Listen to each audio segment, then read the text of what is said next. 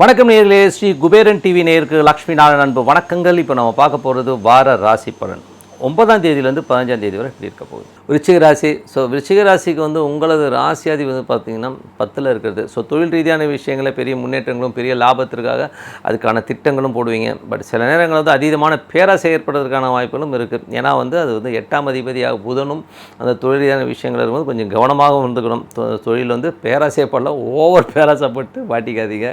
So அதனால் அது மாதிரி விஷயங்களும் கொஞ்சம் பார்த்து நடந்துக்கிறது நல்லது. ஏன்னா வந்து கூடவே வந்து 6ஆம் அதிபதியும் இருக்கிறனால வந்து கொஞ்சம் ஏடாவிடம் மாற்றத்துக்கான வாய்ப்புகள், வழக்குகள் வர்றதுக்கான வாய்ப்பெல்லாம் இருக்கணும். கொஞ்சம் கவனமாக இருந்துக்கிறது ரொம்ப ரொம்ப நல்லது.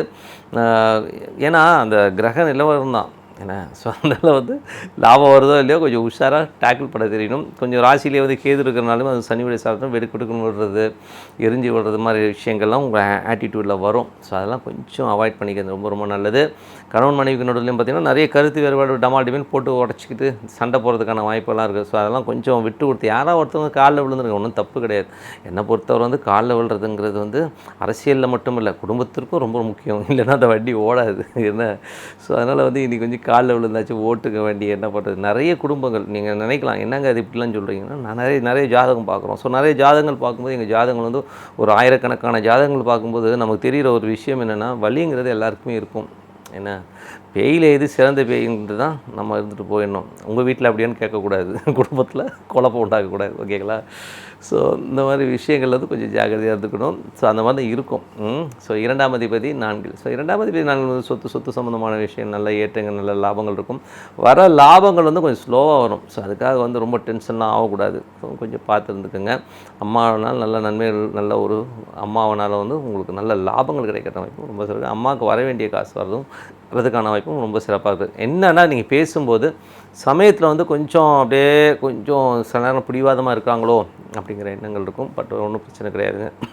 என்ன அதுக்கப்புறம் எப்படி இருக்குதுன்னு பார்க்க போனால் உங்களுக்கு வந்து குழந்தைகள் சம்மந்தமான குழந்தைகள் விஷயங்கள் வந்து 5ஆம் அதிபதி 4ல் இருக்கும்போது குழந்தைங்க நிறைய பிடிவாதம் பிடிப்பாங்க. குழந்தைங்க நிறைய செலவு பண்ணுவீங்க. என்னடா அதுன்னும்போது உங்களுக்கு ஹெல்ப்புக்கும் ஆள் கிடைக்கும். ஸோ ஹெல்ப்புக்கு பார்த்தீங்கன்னா உங்கள் மாமியார்லாம் வந்து கொஞ்சம் சப்போர்ட் பண்ணாங்க. ஒன்றும் பயப்பட வேண்டாம். எனக்கு மாமியாரே இல்லை கேட்டால் அதுக்கு எனக்கு நான் ஒன்றும் பண்ண முடியாது. ஸோ வேறு விதத்தில் உங்கள் மாமியார் மாதிரி யாராச்சும் வந்து உங்களுக்கு சப்போர்ட் பண்ணுவாங்க. அப்படி வேணா வச்சுக்கலாம். இல்லை தப்பாக எடுத்து மாமியார் ஏஜ் உள்ள நீங்கள் வேறு மாதிரி ஏதாவது தப்பாக எடுத்துக்க போகிறீங்க. ஸோ அந்த மாதிரி விஷயம் கொஞ்சம் பார்த்து நடந்துக்கணும்.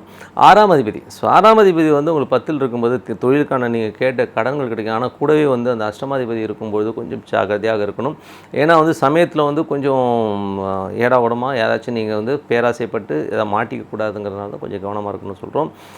மற்றபடி வந்து உங்களுக்கு வந்து 7. ஸோ 7ல் வந்து கணவன் மனைவி உறவை பற்றி முதலே சொல்லிட்டோம். கொஞ்சம் பார்த்து அட்ஜஸ்ட் பண்ணி போங்க.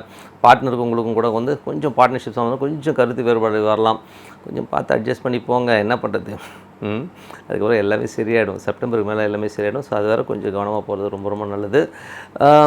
அதுக்கப்புறம் பார்க்கணுன்னா 8ஆம் அதிபதி வந்து ஆல்ரெடி சொன்ன மாதிரி தொழில் ரீதியான விஷயம் ரொம்ப கவனம். 9ல் உள்ள சூரியன். ஸோ 9ஆம் அதிபதியில் உள்ள சூரியன் வந்து 10ஆம் அதிபதி 9ல் இருக்கும்பொழுது நிறைய செலவுகள் பண்ணுவீங்க. தொழிலுக்காக வந்து நிறைய மெனக்கெடு பண்ணுறது, கவர்மெண்ட்டில் ஒரு லோன் அப்ளை பண்ணுறது, பேங்க்கில் லோன் அப்ளை பண்ணுறது, ஒரு ப்ராஜெக்ட் சப்மிட் பண்ணி பணம் வாங்கணும்னு நினைக்கிறதுலாம் வந்து எண்ணங்கள் வரும். பட் அதுக்கான செலவுகள் பண்ணுவீங்க.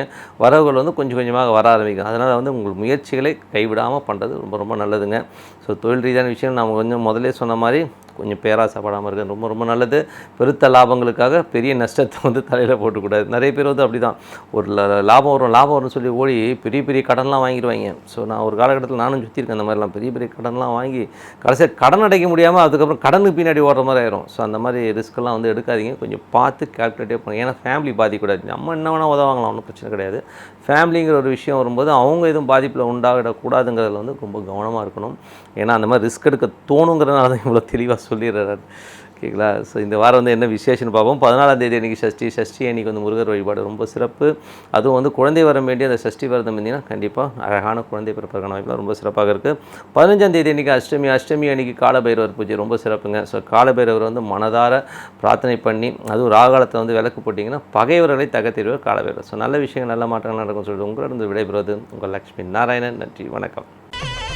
ஸ்ரீ குபேரன் டிவியை பார்த்தமைக்கு நன்றிகள். மேலும் இது போன்ற தகவல்களை தெரிந்து கொள்ள ஸ்ரீ குபேரன் டிவியை சப்ஸ்கிரைப் செய்யுங்கள். மறக்காமல் பெல் ஐக்கானை கிளிக் செய்யுங்கள்.